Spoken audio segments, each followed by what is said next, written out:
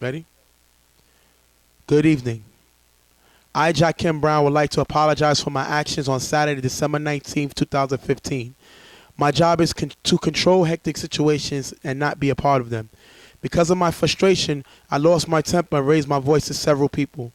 I would like to apologize to my family, the coaches, players, and most importantly, the UFL League.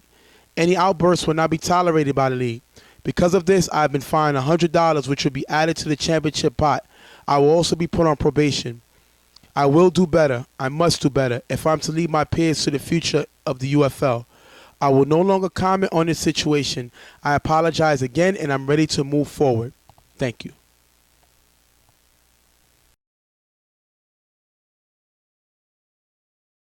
Next game up, you're going to have Reloaded versus ILD.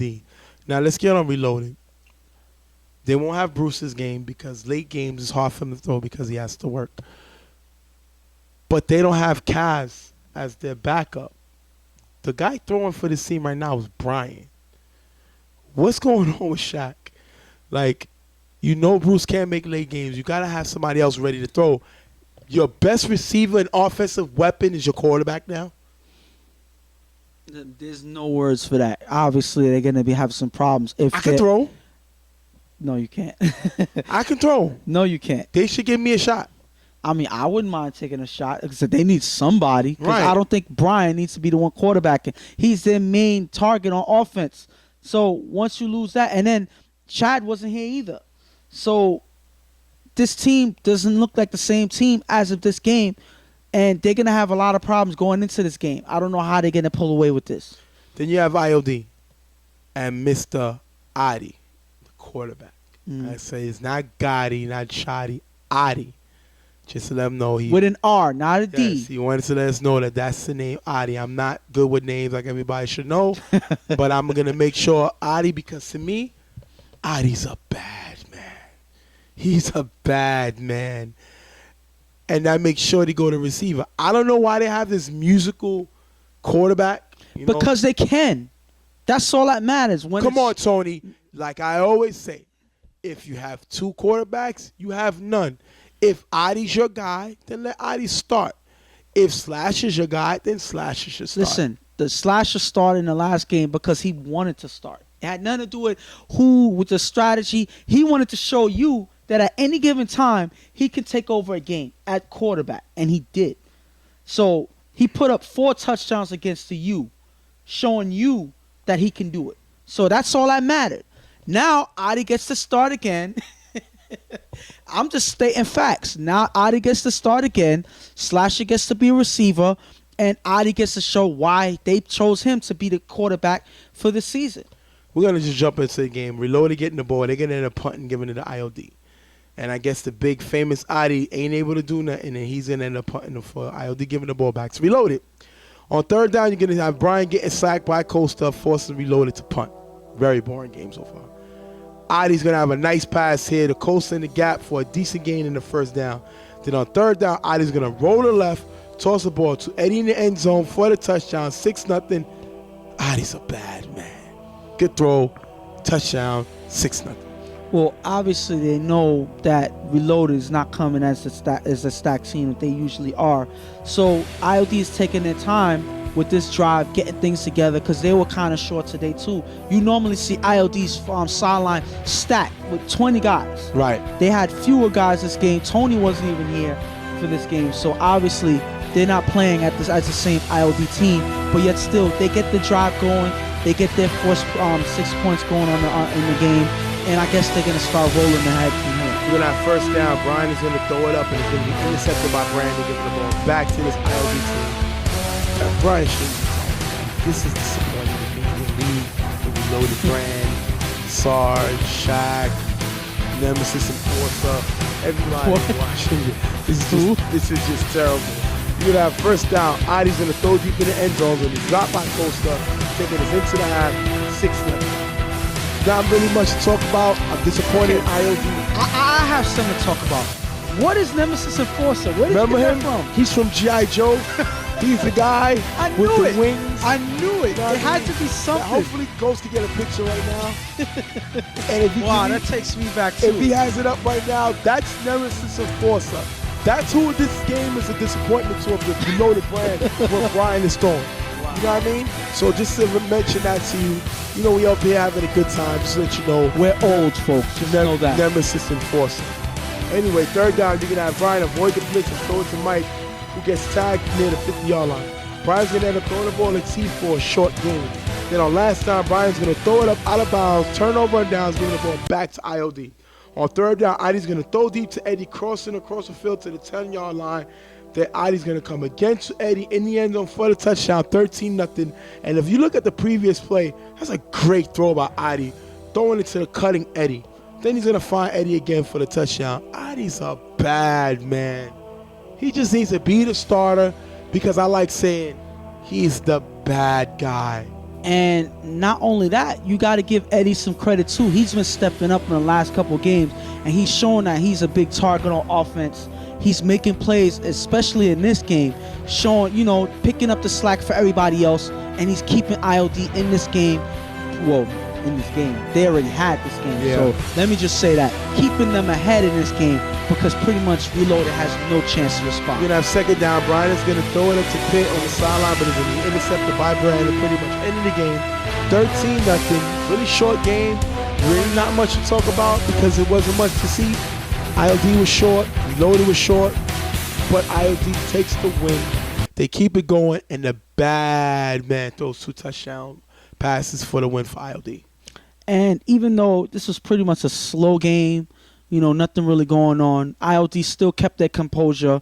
Pretty much they knew that Reloaded had no real chance to respond on offense, so they pretty much took their time. They didn't kill themselves to go ahead with this win because they knew they were going to get it anyway. With Reloaded, they got to have a quarterback. They got to go back to the drawing board. They got to do something. At this game, regardless of what your problems is, you create another problem when you don't have any quarterback throwing the ball. It is a disappointment the way this team looks right now. I expected a lot more from this Reloaded team, especially with them going to the Eastern Conference, and they're not showing me anything right now.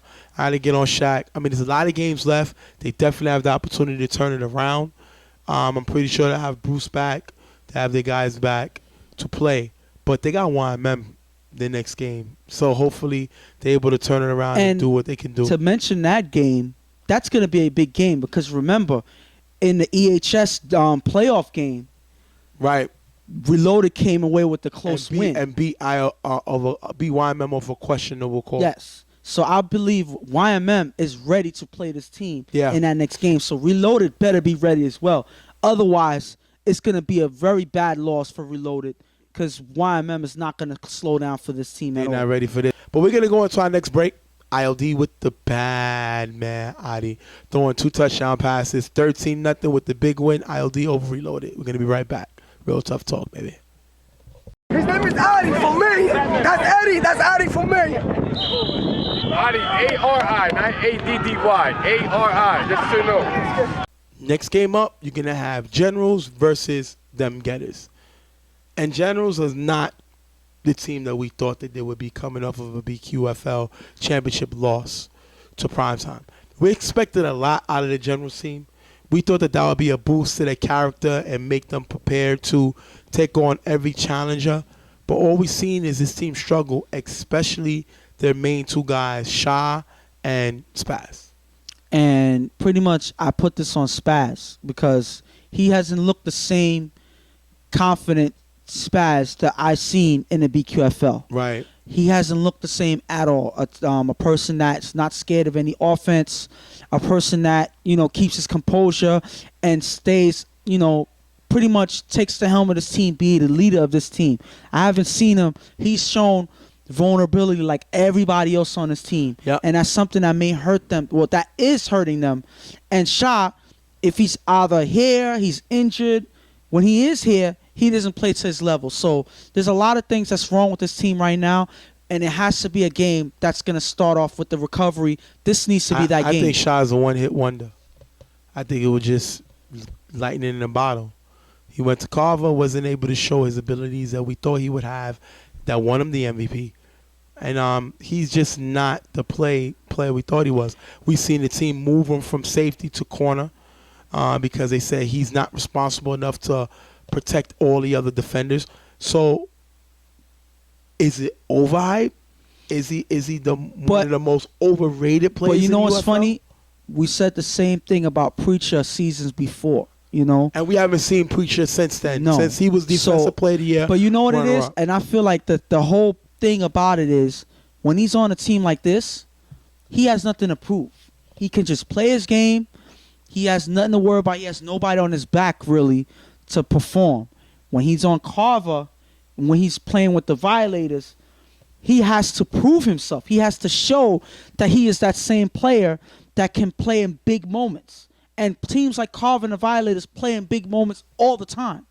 Yep. So he hasn't shown that he's able to play in those big moments as of yet. And I think that's why he's not the same person as we've seen him before. And then you got Getters. The Getters are coming off of it as one of the teams previously who was on the way up to the next level. To last year picking up Swiss and Shannon, who you thought that they were going to go to the championship, to now going back down. No more Swiss, no more Shannon, barely no more Megatron. So this team is, I think, it's not a top tier team like they were previously. I think they're a second tier team. And we're going to have to see how they turn around. It all depends on their quarterback. If their quarterback can turn it around, they're good. But unless Megatron is going to show up every week, this team doesn't have a shot. I don't think. You're going to have Generals with the ball. Spaz on third down is going to roll out and throw it to Julio in the middle, but it's going to be picked off by Chris, giving the ball right back to Getters. And I like Chris. Chris was an all-star. They call him Ears. He makes plays. He picked off Chuck twice last year in the same game. Definitely getting Spaz this one, giving the ball back to his offense. And pretty much he is that third player on this team that can pretty much turn up and really take the slack up for guys who's not necessarily playing well. Third player? He's pretty much, when I say the third player on defense, Like meaning like pretty much like in basketball where they have the 3 stars. I get what you're saying. Yes, The big he's three. The third, yes, he's the third guy, I would say, Right, on I their got you. team. Because I would say Rubio hasn't been that third guy on their team as of late. Right. So Chris has stepped up so far. He's been playing big for this team, and he shows that he can do that in any given game. You're going to have first down. Walker's going to roll to his left and throw short to Henry in the middle to get all the way near the 5-yard line. On last down, Walker's going to find Henry in the middle of the end zone for the touchdown, 7-0, Getters with the lead. And this is what Walk does. He can roll out, but he can also come back to the receiver, and he does it here. I love the way he throws on the run, 7-0, gives them Getters the lead. On third down, third and goal in the red zone, Spaz is going to get sacked by Henry, which forces Spaz to run the left and prevent the throw. Henry with the great pressure on Spaz. These are the situations that we've seen Spaz get out of last season that he's not getting out of this season. On fourth down, Spaz is going to throw a tray in the middle. Is going to be knocked away by Chris. Turning over the ball. Great play by Chris. Right back to them Getters. And Second turnover. pretty much you give that defensive drive to Chris and Henry.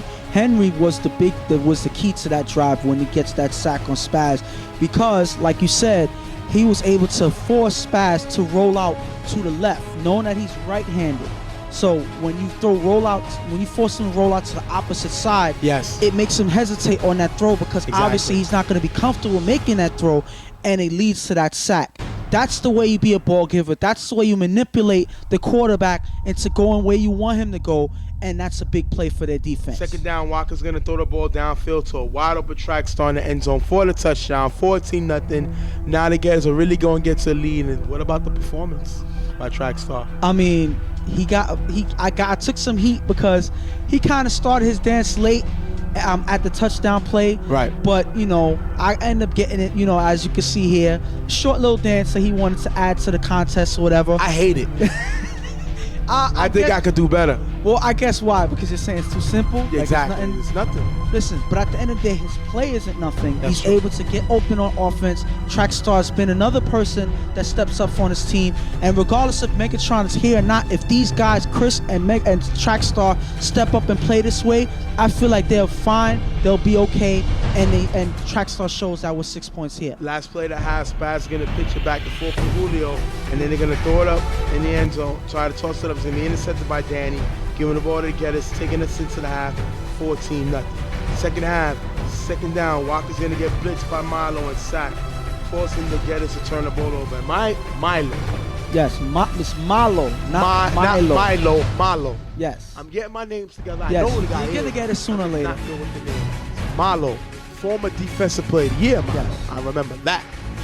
Making his impact felt. He's been playing hard all year long, giving him something to talk about. I love the fact when he does this, he counts with his fingers, and then he goes. I love it. I love it. It's just something interesting to see.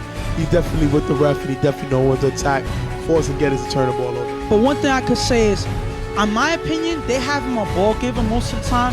But if you take it back to those seasons prior, when he won the Defensive Player of the Year, he won it as a linebacker. You know, he won it blitzing the quarterback. You know, dropping back and making plays. I feel like as a blitzer, what are you nodding your head for? Doesn't fit their style now. The league is bigger now. Yeah. And they got better blockers. They got better quarterbacks. His style is not blind up in a linebacker. He's not a great cover guy. He's a good blitzer. But he's good at getting after the quarterback. Don't drop him into coverage. Listen. Don't listen to and goals. This is where we Keep doing what you're doing. I'm going to tell you Stay why. as the BG. I'm going to tell you why I disagree. Because as a ball giver, he's not a person that's going to get through the block. He's not going to be the person to get through and get the sack regardless of who's blocking him. So once you get a blocker, he's pretty much out the play. When he's a blitzer, even though the person's picking up the blitz, now the ball giver has a chance. The person who's really ball giving while he's blitzing has a chance to get at the quarterback. And I feel like that's a more effective strategy when it comes to this, because now the blocker has to worry about two guys rushing in and not just Malo. You're going to have third down. Spaz is going to throw to Julio's crossing to the right, but the ball's going to drop. Then on last down, Spaz is going to pump fake, get Henry to jump. Then Spaz is going to find Jay in the left of the corner for the touchdown, 14-6. And look at this pump. This is the Spaz that I remember. This is the Spaz that could put up points. This is Spaz that took this team to a championship at BQFL. Definitely a great play by him, getting it back in the game, 14-6. And finally, Spaz shows some life in this game. Catch her with the pump fake, makes him jump, and grants himself that extra time to make that pass in the corner. That was also a nice pass. This is the Spaz that they need on their offense if they're going to win any game with their offense. If Spaz doesn't play this way, then their offense is pretty much dead on arrival. They need Spaz to play this way. Hopefully we'll see more of that. Second down, you're going to have Walk roll to the left and throw deep to the receiver. Julio's going to almost catch it, but it's going to be out of bounds. Last down, Walk is going to get rushed, and he's going to throw it away, turnover and downs. Remember, this is the General's last drive, 14-6. On last down, Spaz is going to throw it to 16. I think that's Felix for the first down. He's going to drop the ball, ending the game, 14-6. Gettys come away with the win. Bad loss by Generals. I don't think they've played the way they expected to. I think that a lot of these receivers had let Spaz down, but I also see a lot of decline in Spaz's play also. Pretty much their rhythm has been pretty much almost dead, I would say, at this point. They haven't really recovered, and it's bad. This is the fourth week, and I still can't see any life with this team ever since they lost in the BQFL. They need to get over. Hopefully it's not because they're still sulking about that loss in the BQFL, because if they still are, then they're not a team that's going to get far at all, because they got to get used to losing and coming closer, coming up short in order to recover and become stronger. If not, they're going to be like this throughout the season, and it's pretty much going to be a bust in UFL at this point. I think we're seeing another part of the UFL MVP curse. We see Moses win MVP, second year after winning, not a good season. Definitely a drop-off. We see Bishop win the MVP in this league, following season, drop-off. We see Puka win the MVP in this league, definitely following season, drop-off. Now we see Shaw win the MVP in this league, following year, drop-off. We see the UFL MVP curse always take form. You be careful if you win that award, because you're not going to have a good season next year. And I'm just talking about on your standards of being the MVP. Right now we're seeing Shaw struggling with it. A lot of times he's hurt. He's out on the field. He's not making plays. And this team is going not in a good direction. And on them Gettys, they come away with a win 14-6. But you're in the West. You got to beat Primetime. You got to beat Carver. Those are two big teams. And if you're only winning against teams like Generals 14-6, how are you going to compete in the shootout with those bigger teams? And it's a lot of things that they have to fix. Guys they need Megatron. Yeah. I gotta say it. Regardless of all the guys stepping up, they need Megatron to Rubio. get him over that Where's hump. Rubio's and play? Rubio's been absent. He's been there, but he hasn't been the same Rubio that I remember being their third guy on both sides of the field. He hasn't shown the same play as we usually see him as. So if they don't have this type of play, we haven't seen them get his football in a long time. That's one thing I can say. Regardless of who's here, we haven't seen them get his football. To me, Hollywood is inconsistent. One week we see him with a nice 2 sacks. Following week it's like he's not even there. So I agree with you. We have not seen them get his football in a while. It's not even just this season. From last season, we haven't seen them play in all cylinders. Pretty much, dominant. they declined from that playoff loss in the Western Conference Finals against Carver. Since then, they haven't been the same team, and they still have the ability to get to that level. We just haven't seen it yet. I think they have the ability. So you're saying they're pretty much done? I'm not saying that, but without Megatron, but I think this team missing one more piece. I think they need even one with more Megatron. Piece. Even with Megatron, I think they need one more piece, and I'm not confident in Watt. I know he has the talent to be a good quarterback, but I'm not confident in his play. I haven't seen him step up to the next level. He has not made an all-star team, which means he's not one of the top quarterbacks in the league, which means his team is not going to be one of the top teams in the league. So we're going to have to see what they do about that. If he turns it around, Hollywood gets more consistent, or if they locate Megatron. That being said, we're going to take another break. Get us with the big win, 14-6. We'll be right back. Real Tough Talk.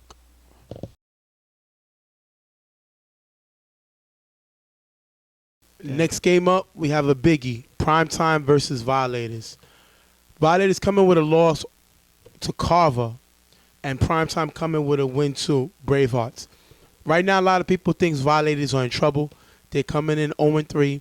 They're not looking like the dominant team they were last year, and I think people are starting to believe that they can beat the Violators when they face them on the field. Well, obviously, they're not the same team as they were last year. They're missing some of their main guys that they had last year that produced a lot for them. Fred doesn't look like he's 100% since his injury in the BQFL. And a lot of guys just aren't performing the way they did last year, and it shows in their record right now. And Primetime's coming in with, they're starting to get their feet under them. They're starting to get used to the league. Tiki got this team really ready to play, but they're not dominating. They look like they still can be beaten. I don't think they're on that dominant level yet. So I think a lot of teams can feel like they can catch him. And this team is going to go as far as Dion takes him. Dion is known to make a lot of turnovers and make questionable head-scratching throws. So because of that, we're going to have to see where that leads them coming into this game. Going to start off with Primetime getting the ball. They're going to end up turning it over, giving it to the Violators. Violators are going to end up going 3 and out and putting it back to Primetime. Then on second down, you're going to have Dion make a throw to Jack in the gap, and it's going to be picked off by Yomi. Yomi playing defense now. He's not a big-time defender, but he can play when they're shorthanded. Comes up with a great interception here, giving his team back the ball. If anybody needs to produce, it's going to be Yomi, and he's going to have to do it on both sides. He's doing it in this play here, and they can use more of that if they're going to get their offensive engine going. They got to have guys producing on defense, and Yomi shows up and makes a play on defense for them. On last down, you're going to have Fred throw a ball to Light, but Light is going to move away from the ball, and it's going to be intercepted by Mo. Mo gets the ball here. That's a bad throw by Fred and Light. I would say it's both guys. They're miscommunicating. Light is not really an offensive guy, more defensive. But you can see right here as the signals get mixed up and Fred throws this interception. And obviously, something is up with that because they have to use a guy who's normally a defensive player as an offensive player, as a receiver. And you can't expect Light to be their best offensive guy, knowing exactly where the routes are, knowing when to look to the quarterback, and they have miscommunication here. You can see why, and it happens, unfortunately. They just got to make sure it doesn't happen again. Last down, you're going to have Dion find Mr. Prince Mo in the corner of the end zone for the touchdown with the 2-point conversion is 8-zip going into half. And these has been the connections all season. Prince Mo has been unstoppable. He's the Des Bryant of this primetime offense because we all know Dion is the Tony Romo of this team. And when they connect like that, defenses are going to have trouble. When you get Dion comfortable enough to throw passes to Prince Mo, regardless of where he's at on the field, you're going to have a long day on defense. So it starts off with 6 points, and the defense stop the next drive, or this is going to happen again. We're going to come out in the second half. Second down, Fred is going to find no more in the middle, but it's going to be blocked by Fat Boy, knocking the ball down on second down. And this is the issue that I have with this Violators team. Look at this next down. Fred is going to get sacked by Fat Boy, and the Violators are going to have to punt. Look at this second down play. He has no more open, and he gets blocked by the ball giver. That's something we've never seen Fred do. And that's another reason why you can tell he's injured. He's not able to step into the ball, and he's making a bad pass here. And on this next down, he's going to get chased down. No disrespect to Fat Boy, but Fred can outrun him, and he does it here. That's the issue right now. Fred is hurt, and the question got to come up, is it time for Yomi to throw until Fred is 100%? That's the big question, because whatever they're doing now, it's not working. And the thing about it is, on drives like this, when you see Fred getting blocked, his pass blocked by Fat Boy, you can tell that he's very stiff in the pocket. Normally, he's able to move around. He's not necessarily the fastest quarterback in the game, but he's one that'll roll out and is able to move past the ball giver to give himself the ability to throw the ball over him or around him. Obviously, you see he's stiff here, and he can't even run when he gets rushed on 4 rush here. And that's trouble for their offense if they have a stiff quarterback the way Fred is right now. Second down, you're going to have Dion with a nice pass to Mo in the middle, who's going to beat No More on the crossing route and get near the first down. And like I said, No More is not a defender. Light is not an offensive player, so this team is all mixed up. And the sad thing about it is they're coming off of an undefeated season. Yeah, they lost in the Final Four, but they were undefeated, and they should have players wanting to jump out the window to play for this team. But because of the controversy of the team, people are now staying away from the team. As you see, Dre left, and they can't bring in the big-time players that they're expected to play with them. And because of that, they're struggling. Then you're going to have on third down, Deanna's going to get blitzed by Rob. He's going to get blocked, and Deanna's going to run it for the first down. Great scramble by Dion. Then Deanna's going to throw deep downfield to Prince Mo, who's going to beat Light. Touchdown, 14 zip, and Light can't guard Mo. Mo is practically unguardable. We haven't found anybody that can stay with him one-on-one, and Dion knows that, so he's attacking every team that he plays against. With Prince Mo, another touchdown. Right now, Prince Mo looks like the best offensive player in the league. And right now, when Dion is able to connect with this man, like I said before, it's trouble, because Mo can pretty much get past most defenders that he faces. He has the height advantage, the wingspan. He has the speed, so a lot of defenders are have trouble locking up on him, especially Light, who's not the fastest defender on the field. So obviously that was a bad matchup for the Violators, setting them up with Mo. That was a definite touchdown right there. You're gonna have third down, Fred with nice blocking from Macho. He's gonna throw to Yomi at the 5-yard line. On last down, Fred is going to throw the Light in the end zone. It's going to be dropped and turnover, giving the ball back to prime time. And like I said, these guys, Fred is struggling, but these guys are not helping him. And that's a cause for disaster. That's why the team's 0-3, and they can't get a win in the win column because their inconsistency on both sides of the ball. First down, we're going to have prime time end up punting on this drive, giving the ball back to Violators. On first down, Fred is going to throw short to Ty, who's going to run it for a nice game, but the clock is running. Third down, Fred is going to throw to Yomi the gap to get to the 5-yard line. As the clock begins to run out, you're going to have Dion is going to blitz, and he's going to get flagged, but he's going to run time off the clock. Unfortunately, they don't have a lot of time on the clock. Fred is going to find Yomi in the end zone for the touchdown, but the clock is going to run out, ending the game 14-6, pretty much giving prime time the win. That's going to put the Violators to 0-4, which is last place in their division. Definitely not looking like the team from last year. And pretty much the main reason why I feel that they're 0-4 is their defense. Their defense has not looked like the defense that they had last year. They're giving up a lot more points this year than they did last year. They don't have the same personnel that they did last year. Sean is not producing like he did last year, putting pressure on quarterbacks. So it's a lot going on their defense, and I feel like that's the key to why they're losing.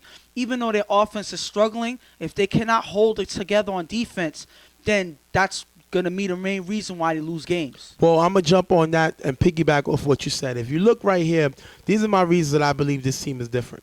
If you look last year, this team gave up 8 points a game. Basically, 32 points combined they gave up in their first 4 games. That was 8 points that they gave up. Then if you look at this year, they gave up 61 points, which is 15.2 points a game they gave up in 4 games.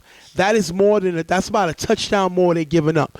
And when you lose players like Dre, who left the team, Herbie, who's out for the season, you have Sean struggling.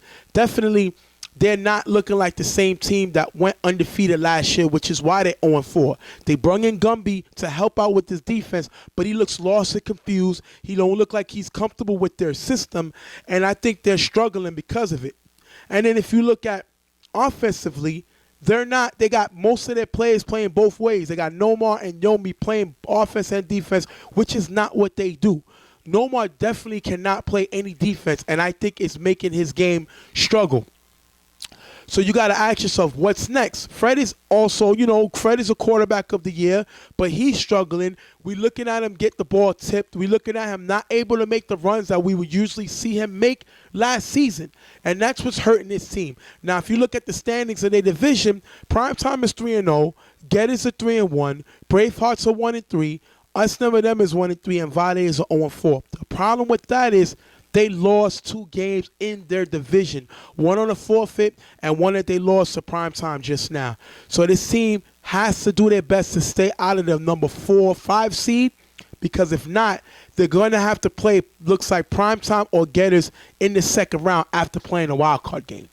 And I feel there's a lot that needs to be worked on for this Violet team if they're going to survive in this division. The next division game that they play, they have to win. It's a must win. Which is Bravehearts. Yes, it's a must win. If they lose that, I don't see where they're going to be. They're going to be at the bottom probably the rest of the season if they don't get this win. It's very important. This is their next step to recovery in this season so far, because they haven't looked good in these first 4 games. And then you got to talk about Primetime.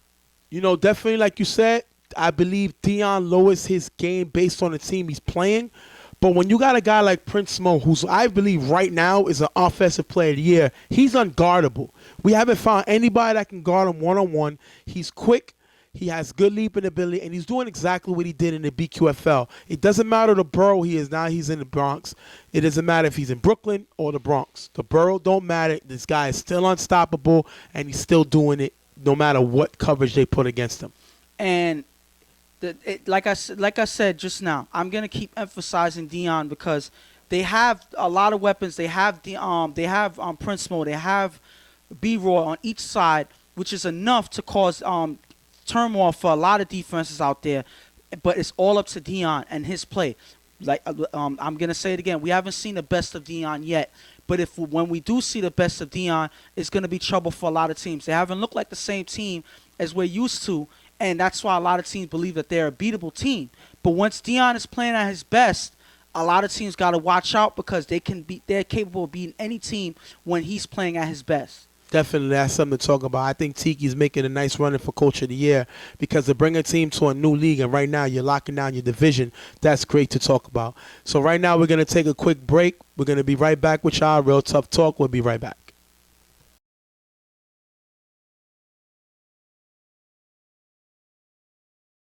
We're going to have Riot Squad and Carver Mob. And we got to freestyle a little bit because we're having little issues with one of the microphones. But we'll have 2 brand new ones by the next show. We already ordered them away from the get here. So, we're going to just bear with us for the little inconvenience. But anyway, you got Carver versus Riot Squad. Riot Squad has been waiting to play Carver since last season. They wanted an opportunity to play Carver. And this will be their opportunity to show if they're on Carver Mob's level. And this is their proving ground to see if they're able to compete with the elite teams. Carver is the elitist team in the league, winning 2 championships in a row. So this is the best test for Riot Squad to see how strong of a team they really are. But anyway, we're going to jump right into the game and let you know what's going on. You're going to have first down. Riot Squad gets the ball. Rudy's going to throw deep to Herman on the sideline. Herman can't get to, it's going to be incomplete. We're seeing Rudy struggle a little bit with his accuracy. He had Herman here, kind of overthrows him. Definitely a mistake by Rudy. Rudy's going to run, but he's going to get just stopped at the end zone, and it's going to be a turnover on downs. Now you see the Riot Squad getting the ball first. not really able to score. And that's something you got to do when you're facing this Carver Mob team, because you're not going to shoot out with them too long. So when you're trying to get an opportunity to score, you got to score. They don't do it here, turn the ball over. Well, regardless of what you hope for, Riot Squad's offense is their weakest link. Regardless of how good their defense is, their offense is going to have to take time to, collect themselves and get into rhythm. They don't start off early now. It's up to their defense to lock up to give their offense a chance to get back in the game. Riot Squad don't have Smoke here, so we're going to have to see how they do without having Smoke on their team. He's one of the top ball givers in the league. The defense is not going to have. We're going to have to see how they're able to accommodate without having Smoke here. Third down, Carver has the ball. Chuck is going to throw deep to West, who stopped running. It's going to be an incomplete pass. Looked like a miscommunication on that play. Then on last down, on 4 rush, Chuck is going to throw to Nas on the sideline, but it's going to be an incomplete turnover on downs. And if you look at this Riot defense, it's looking like they're going a zone to a man. So they're confusing Chuck a little bit. He's not used to what they're exactly running, and they're able to stop Chuck on his first possession, turning over the ball. Well, pretty much what they're doing is, like you said, the zone man. So the first 2 seconds, that's called out, they're in the zone, they're locking up certain areas, but as third rush is called, they switch to the man. They pick a man in their vicinity and they lock up. By that time, Chuck loses his opportunity to make an easy throw to his player, and now the defense is there to make plays on it. That's great defense by Riot Squad. Next drive, you're going to have Rudy throwing deep to Smites, who's wide open, but he's going to bobble the ball and drop it. It's going to be incomplete. And if you look at this play right here, this was a questionable call by people figured that it wasn't a good call by the official. But if you look at the official, he has position there. The receiver's going to bobble the ball, and if you look at his feet, he's going to go out of bounds before he's able to get the ball back. Great call by the official. On third down, Rudy's going to throw deep to Herman, who's wide open, but that ball is going to be dropped. Now, Herman's been a little inconsistent. We've seen him score a touchdown last week. We figured he was back, but then this is a play he has to make to help his quarterback out. He doesn't. He's going to drop the ball. It's going to be Riot's going to end up punting on this drive, giving the ball back to Carver Mouth. And that's the main problem on why I say their offense is the weakest link.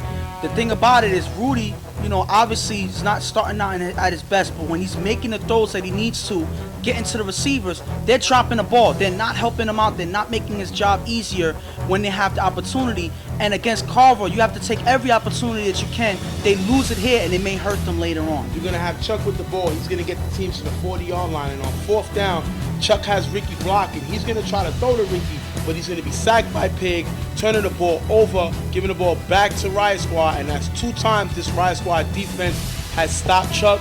Great play by them. Pig with the great pressure. Former defensive player of the year, making his presence felt here. Turnover on downs. And that play, you have to give it to the whole defense. They're really tightened up by the time third rush is called. So Chuck does not have anybody to throw it to. Ricky was his last option, but Ricky was the one keeping Pig from rushing Chuck. And once to become a receiver, it's too late, and Pig is able to make the tag on Chuck for the sack. First down, you're going to have Rudy throw to JP in the middle for a nice gain. Way to get JP involved in the game. On third down, Rudy's going to find D in the corner of the end zone for the touchdown. 6-0, giving Riot Squad this lead. Now, we said they hang their hat on defense, but they use their offense to get some points on the board. Great play. They take the first lead of the game.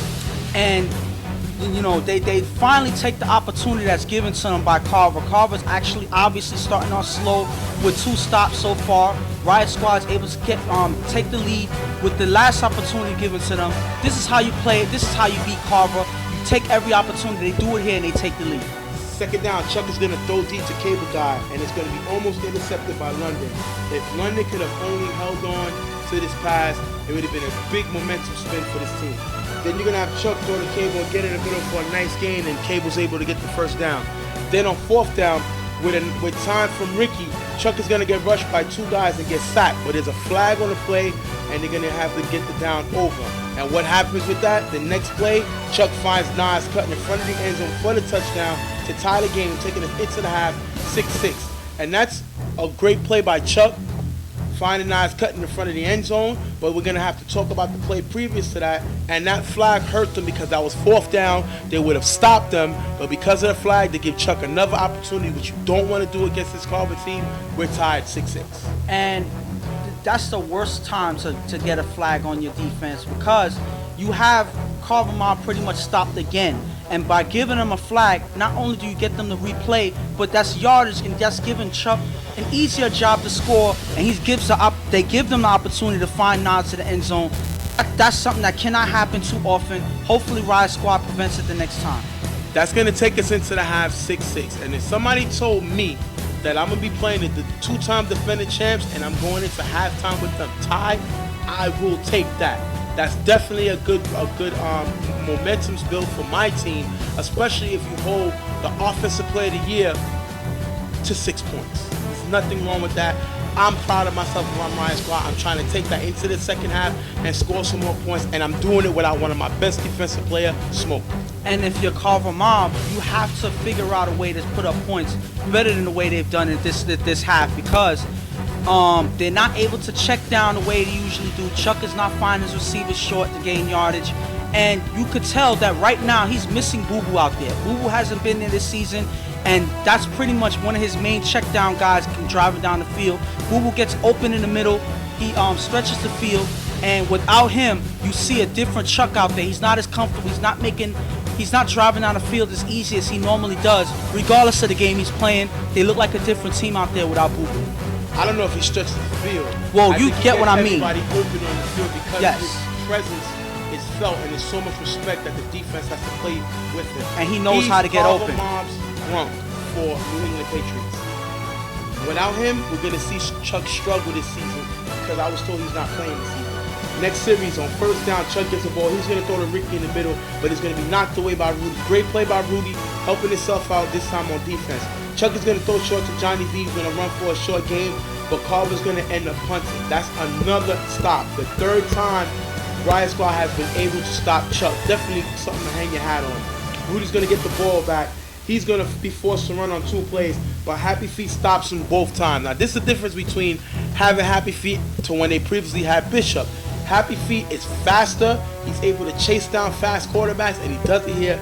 Great play by Happy Feet to chase down Rudy. Last down, pass is going to be blocked by Happy Feet. Turning the ball over on downs, giving the ball back to Carver. This was a Happy Feet drive. Great play by him. And the thing about it is, if you notice what Rudy does to ball givers on the usual basis, he would pretty much run for 40 yards by now. With Happy Feet there, he keeps Rudy in the pocket, keeps him honest. He can't go anywhere. And if he tries to run, Happy Feet is right there to make a play. Whether it's a block, whether it's a tag, it doesn't matter. Happy Feet is key to this defense, keeping Rudy in the pocket, and that changes their offense for the worse. Carver's going to get the ball back. We're going to get in the red zone. Not complete any passes. He's going to drop this touchdown pass there on 4th down, turning the ball over on down. And that is the 4th time that they stop Chuck. Right now, Chuck is 1 of 5 scoring. He had the ball 5 times, he only scored once. That's great defense by this Riot Squad team, giving the ball back. As Carver rushes an extra man, Rudy gets sacked by Joe Blow, turning the ball over. Now this is the questionable call. You already have Chuck to 6 points. You already 4 times today. Already this second drive, you stopped him twice. Why go for it on 4th down? You punt the ball, give him a full field to work. You stopped him 4 times this game. But no, you go for it, you get. I think this is gonna hurt the team. On 4th down, you punt the ball, and you give your defense a chance to get you better field position and a better chance to score. They don't do that here, and it may hurt them. 2nd down, Chuck is gonna throw to West in the middle with a nice block by Ricky. West is gonna run it all the way for the touchdown. With Joe Blow getting the extra point, 13-6. The defending champs are up, and this is all because Riot gave him half of the field. I very disagree with that call. I gotta put that on Mike Santos. He's the coach of this team. He has to know football situations, and he doesn't know it here. He goes for it, which costs them a touchdown. Well, even though we said that the offense should have punted, they had ample opportunities to score throughout this game. They wait till this point, and now Carver Mob is actually able to recollect themselves and get a play to score. That hurts them because they had the opportunity, they lost it, and now Carver's taking advantage. Second down, Rudy's going to throw the ball to the receiver in the middle of the field for a decent game. Then Rudy's going to come back to JP for a short game, moving the chains. And on last down, Rudy's going to throw it up into the end zone. It's going to be intercepted by Nas, but there's a with illegal contact here, so that's going to give him another shot. Great call by the ref on last down. You see him make a mistake on 4th down, give him right another opportunity. And on 4 rush, Rudy's going to throw the pick in the end zone, but it's going to be incomplete, turn the ball over and downs. Carver's going to run the clock out, taking this win, 13-6. Carver with the big win, and I think Riot Squad gave this game away. They had an opportunity to at least tie the game up or take a commanding lead, and they don't, and Carver sneaks away with a win. And pretty much Carver, regardless of what game they play, how tough the team is that they face, they find ways to win. This is why they're a championship team. No matter what is put in their way, they come together towards the end of the game and they close out games. And that's something that Riot Squad has to be able to do in order for them to beat teams like Carver. They came up close in this game, but they didn't close it out. They weren't able to take advantage on offense, and that's going to be what's going to hurt them throughout the season leading into the playoffs. Well, I'm not going to say all that because right now they're 3-1. They're in the same division as Carver. They're the number. And they got to be happy with this because they took the defending champs toe-to-toe. So if I'm them and they're missing their best offensive player, which is Moses, and they're missing their best defensive player, which is Smoke. Yes. So if I'm told that I took Carver to a 13-6, they beat me 13-6. I took them to the limit and lost by 7 points. 7 points I lost by. And I was missing 2 of my key guys. I will take that. This is a good loss, you would say. And Carver has to get it together because we've seen Riot Squad run a defense similar to what the Browns ran in the championship, which shut down this Carver attack. So are people finding out a way to stop them? I believe anytime you throw different looks at Chuck, that is the big remedy to stop him. And without Boo Boo, I know everybody talks about Chuck, and he is the man. He's one of the best quarterbacks ever to do it. But when you lose your best weapon, which is Boo Boo, it changes the whole offense. You got 13 points. We seen in the championship game, Browns took Boo Boo out of the game, 7 points. That is the key to this Carver attack. Boo Boo keeps Chuck comfortable. He keeps Chuck relaxed. He keeps Chuck in the game, and he's Chuck's safety valve. And without him, I think Carver's going to have some trouble this season. And pretty much that may be all the difference in the world. And another thing is, a lot of teams are ready to face Carver. They're not afraid of this team anymore. A lot of times you would see the type of fear, hesitation other teams when they've played Carver. But right now, Riot Squad had no fear of this team, and they came right at them, and they gave them a close game all the way to the wire. If you're Riot Squad, you can hang your heads up and say, you know what, we'll be ready for them in the playoffs. The key is for Riot Squad right now to stay humble. Stay humble.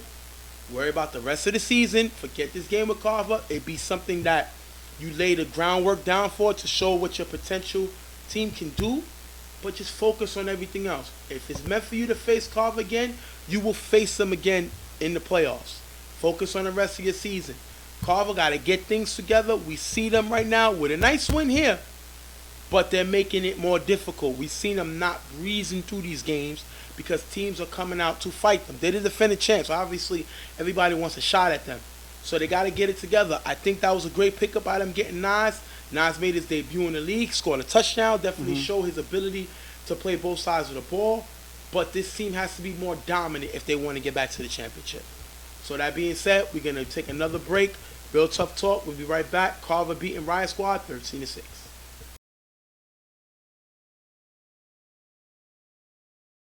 Next game up, we're going to have the Browns versus YMM. And this is a big game because both of these teams don't like each other. We had one of the best UFL regular seasons games 2 seasons ago when the Browns faced YMM in the regular season. And let's just say there was absolutely no defense in this game. It was just high scoring because this was a very high score with 50-46 with Browns coming away with the win that year. It was just back and forth all the way to the end of the game. So we're going to have to see the encore for them this season because we're thinking it's going to be another shootout like that. You're going to have Jeremy, one of the top defenders in this game, versus Trav, another top defender. And then the main one I'm worrying about is, you know, you got Rico, Puka, those are stars. But I want to see Nelson versus Reggie. Nelson used to throw under Reggie a few years back, but now Nelson feels like he's the man. It's his time. I like to call him Cam Nelson against Reggie, who's one of the best regular season quarterbacks ever to play this game. And they're both are going to be tested because I personally feel that this is going to be a more defensive game as both defenses have upgraded since then. the Browns defense has always been one of the best in the league since then. And YMM has gotten some acquisitions on their team to add to the defense. They've gotten much better there, and I feel it's up to which quarterback can compete and get through the opposing defense. Well, we're going to jump right on the game right now.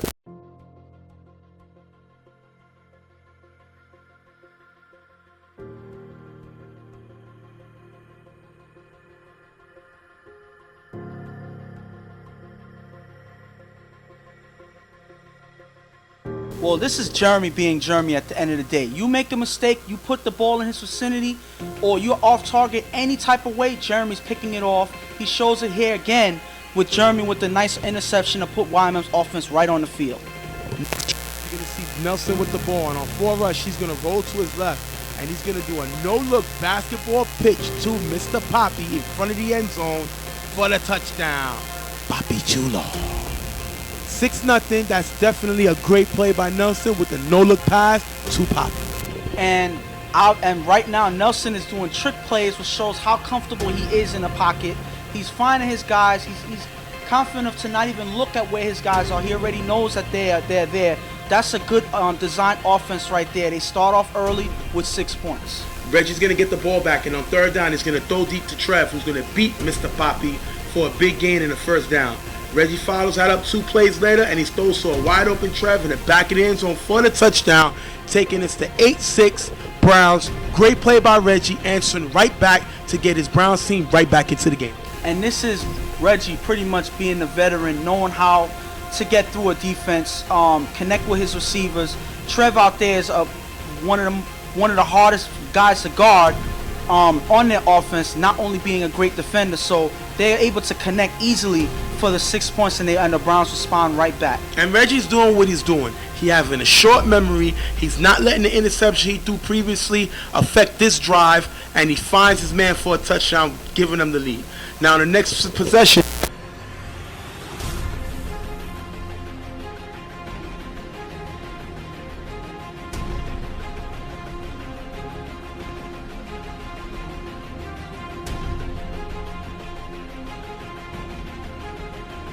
about 50.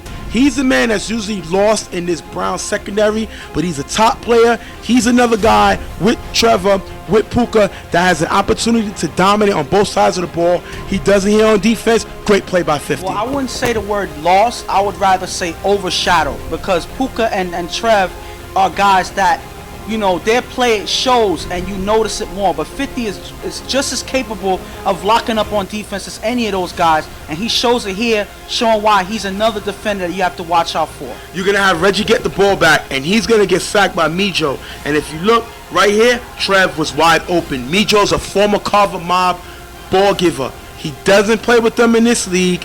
He decided to play with YMM and give them opportunity for his services, which is, I think, is a big pickup, because he has a lot of, I would say, a lot of pizzazz. He has a lot of energy, and this guy has experience. He's been there before, and he's showing it here.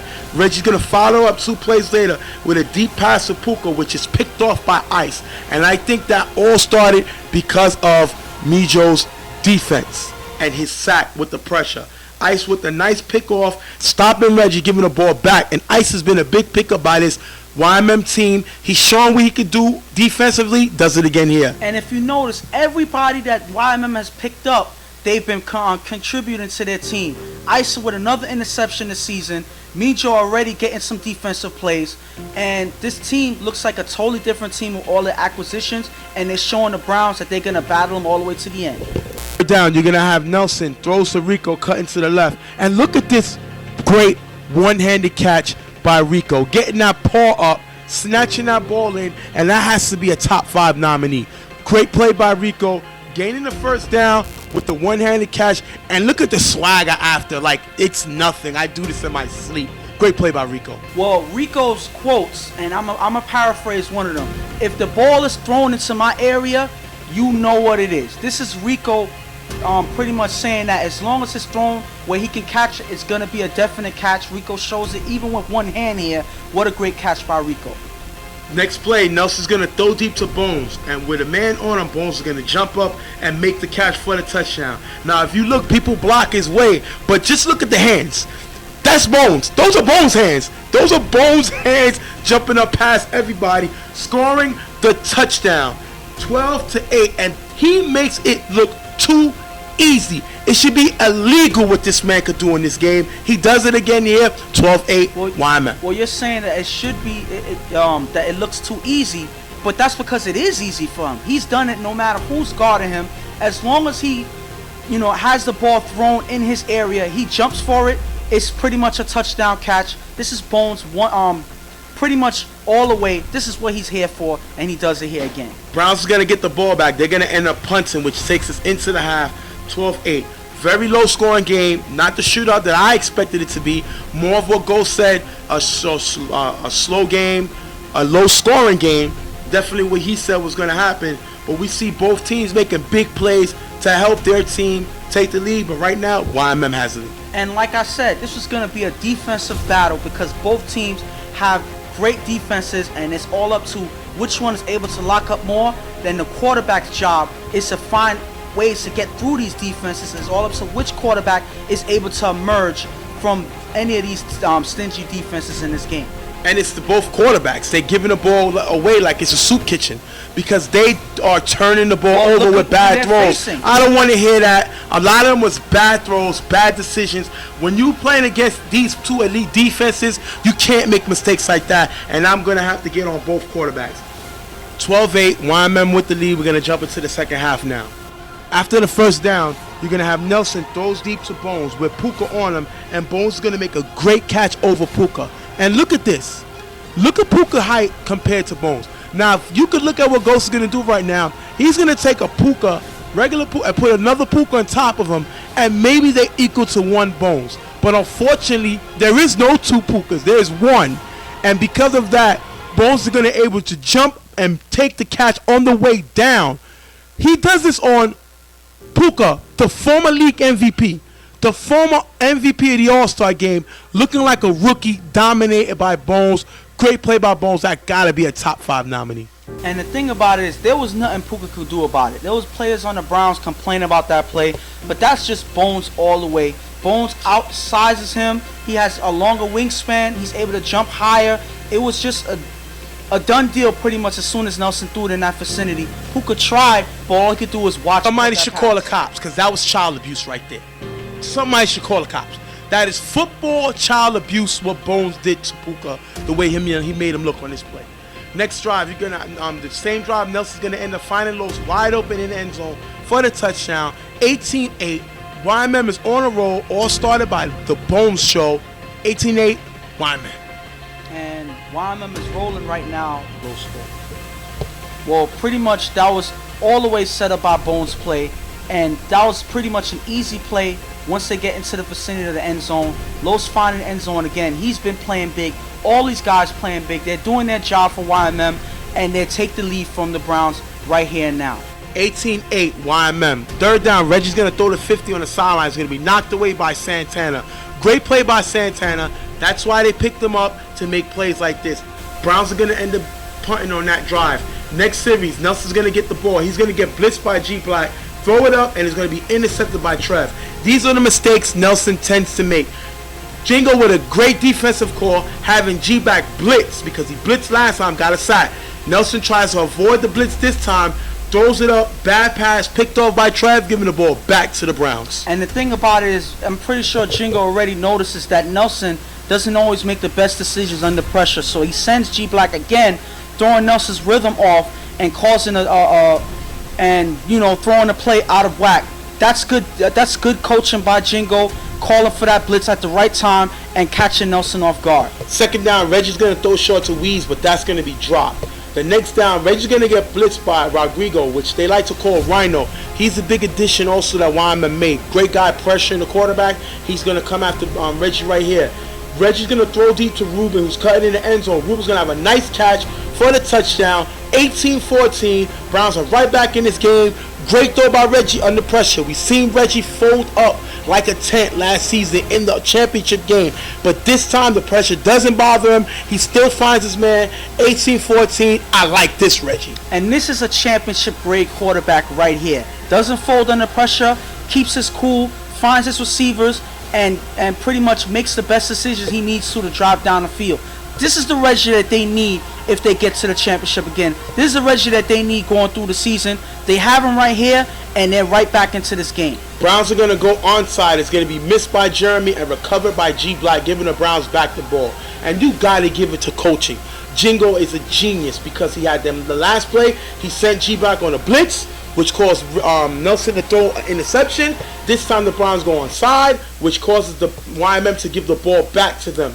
That is great coaching. Yes. Definitely getting them back in the game. I just want to say one Coach thing. of the year. The dude is on point. I just want to say one thing. Jeremy, you can catch many interceptions that's thrown in your vicinity, but you can't catch an onside kick. It's different. When that ball is in the air, it's different. You got a defender coming. He's a cheat safety.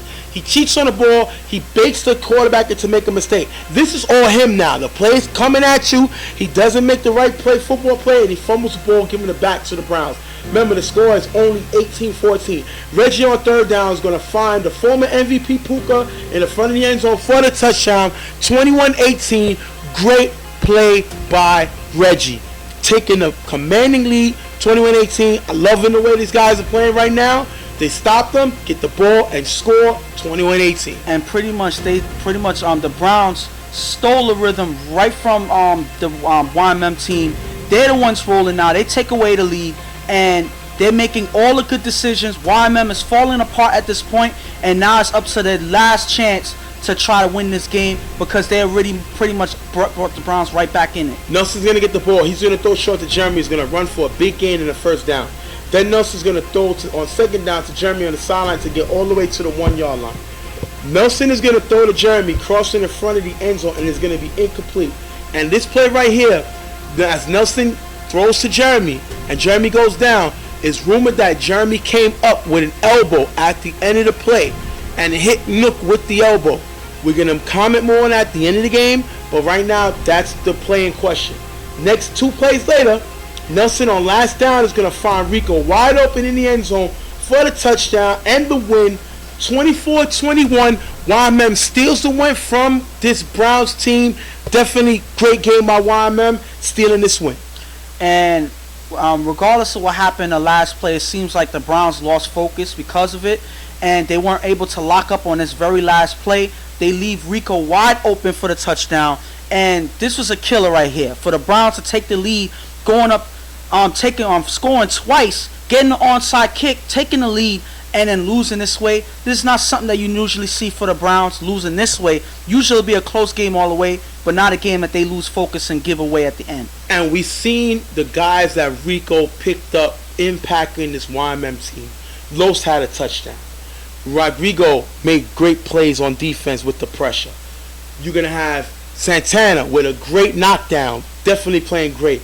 Ice playing commandingly like a soldier, just focus on getting that ball. We've seen him make a lot of turnovers within the last few weeks, and it's all led by Rico. We've seen Caesar back on the sideline. You got to mention Bones. Bones is a YMM guy. Yes. So I'm talking about the pickups, the pickups that he made, the acquisitions that he made. And you got to mention Mijo. And Mijo is is another great pickup. Ball giving them the best ball giver that this YMM team have ever had. So you got to look at this team. They're serious about it. But now the question is, what happens with this play with Jeremy? Now, like I said, the Browns have the win. I mean, the Browns have the loss. YMM have the win. The league has looked at and reviewed the play, and they have determined it was not enough information on the play because the tape cut to warrant a longer suspension. But they are giving Jeremy a 1-game suspension. So he'll be out next week to reload it. He won't be at the game. He has to serve a suspension. They said there was enough information to believe that he did connect with the elbow, even though it wasn't enough information on the tape. But based on the parts of the tape that's shown, based on the reaction of Nook, based on the reaction of Darnell, they feel that it's warranted to say that there was enough information to suspend Jeremy 1 game. Plus, he's a repeated offender. And that's going to be the main thing about it. You know, if he wasn't a repeat offender, then the league would be able to go easy on him. But because he's done this and he's been in situations like this over and over and over again, it makes it harder on him, and it makes the decision that much easier to make. Even though we weren't able to have a clear shot of the elbow, we see the motion that was in question, and it's enough to warrant a 1-game suspension. It's just hard for me to believe that up until now, this has been, the 4th year the league has been existing, and Jeremy has got a half a game suspension. We see him suspended in the championship game, the first half, and now we've seen him get a 1-game suspension. I think the league has been taking it easy on him, and now they're bringing down the hand of the law. It seems like the league is tired of going through chaos and looking like that they don't have control over their players, and they're going to set the example with him with this 1-game suspension. Now, we've seen them before suspend players. We've seen Chad Frost get suspended for a season for fighting. Yeah. But they finally come down on Jeremy, and it wasn't a fight. But they're coming down on him on the dirty gameplay that was caught on footage. So now I think Jeremy needs to just play a little more control. What makes Jeremy good is he plays this game with anger, which makes him a great player. But anytime that anger becomes uncontrolled anger, now you're going to have penalties, now you're going to have suspensions, and now you're going to hurt your team. And the thing about it is, I don't mind the aggressive play. I don't mind the aggressive Jeremy, because that's when he's at his best. The thing about it is, sometimes that aggression, that anger spills out of the game and into something else that is not football, and that's the problem.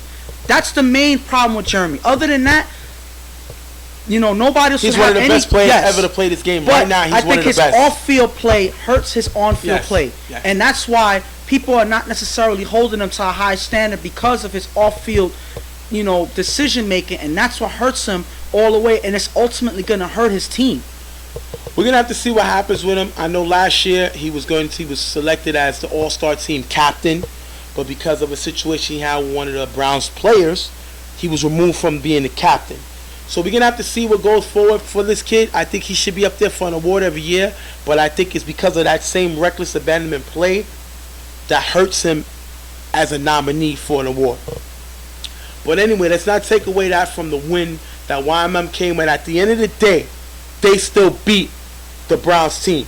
The Browns are the 2-time Eastern Conference champs, and they beat them. So you definitely got to give them that respect. No matter what happened, they still won the game. At the end of the day, they score more points than the Browns, and they have the win. So let's not take that away from them. That being said, we're going to wrap it up. We're going to talk to you more about the dance-off.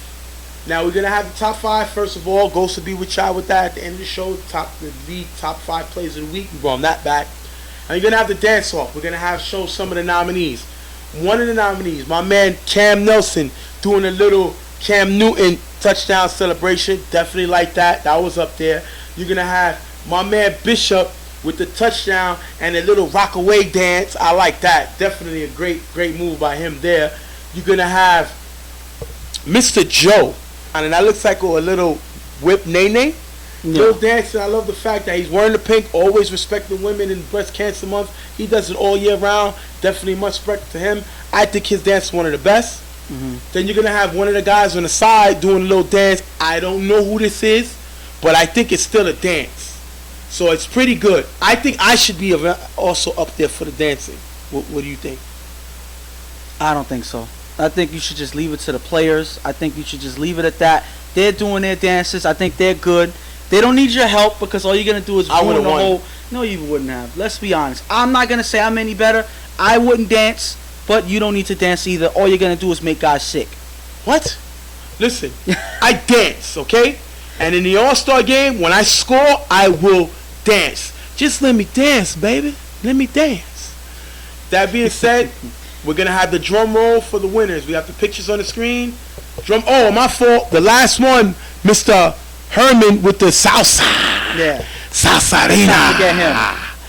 Now, the winner of the UFL touchdown celebration dance-off is 99 Problems Joe. Definitely the winner with that. Definitely gave us several dances to pick from. Yeah. But he's definitely the winner. Great play by Joe. Well, in that game, that last game where he was dancing all over the place, he had a lot to dance about. He had 4 interceptions that game. So he's, getting up there in the stats. He's celebrating. He's working for his team. They came up with the win today. And I feel like he has a lot to celebrate about. And they lead it to him winning that gift card. So he's going to get the gift card. Hopefully we're going to have it to him on Saturday. But, this is Christmas weekend, so we don't have it this Saturday. He'll definitely have it for next Saturday. Definitely great job by Joe. Great play. He's one of my favorite players. He's showing dominance. Right now, he could be an MVP or Defensive Player of the Year. He's looking really good right now. With that being said, we're going to wrap up the show. I, Stephen J., want to wish y'all a very Merry Christmas on behalf of me. Well, we're the forgetting league. something. What? There was an announcement for a player. What? A player retirement. Oh, I'm sorry. I'm glad you jumped Yes, that on. I have to remind you. We have a current UFL player announcing that their retirement. And that player is reloaded quarterback Bruce. He said his retirement. He said he's been playing this game 31 years. He's ready to give it up. And this will be his last season. So once you play this team, when you see this team on the field, show this guy your love. You know me and Bruce been going back and forth on Facebook and all that, but it's all been love. He always gives the UFL League a lot of props, and we want to thank him for the memories and being a part of this UFL family. And as soon as he came on the scene, you know, we met him when He was a YMM he guy. was a YMM blocking, guy, yeah. you know, blocking, being a backup quarterback. But then when he showed his stuff for KDW, we was convinced that he was a quarterback to talk about. Right. You know, that's when he really showed his downfield arm, and that's what the emergence of Brian came from Right. Bruce's play. So a lot of what Brian does, he should be thankful to Bruce for, because Bruce is the one getting him the ball. So Bruce was a very capable quarterback, and he was seen promise of improvement this season. Right. So I personally don't feel like, you know, He should he should retire. I feel like he can improve because he's showing signs of improvement this season alone. So I feel like the sky's the limit for him if he keeps, you know, moving forward and making the right decisions. I think it will be best for his team if he stays with them, but we can't argue about his decision. If he's ready, he's ready. Well, with that being said, we're going to congratulate Bruce on a great season. The great seasons for the UFL League. Definitely great job by you, Bruce. We're going to commend you, and we're going to thank you for being a part of the UFL League. Great highlights, great plays by Bruce. Bruce, we're going to miss you. We hope we can change your mind, but we're going to have to see what we can do. At the end of the day, we're going to wrap up the show. We want to thank y'all for being here with us. We want to wish y'all, from our UFL family to yours, a very Merry Christmas on behalf of me, Timothy, the president of the league, my co-host Ghost. We want to wish y'all a very merry and lovely Christmas. Thank y'all for supporting us. Thank you for supporting the show. And we're going to see you next week on another episode of Real Tough Talk. We out of here.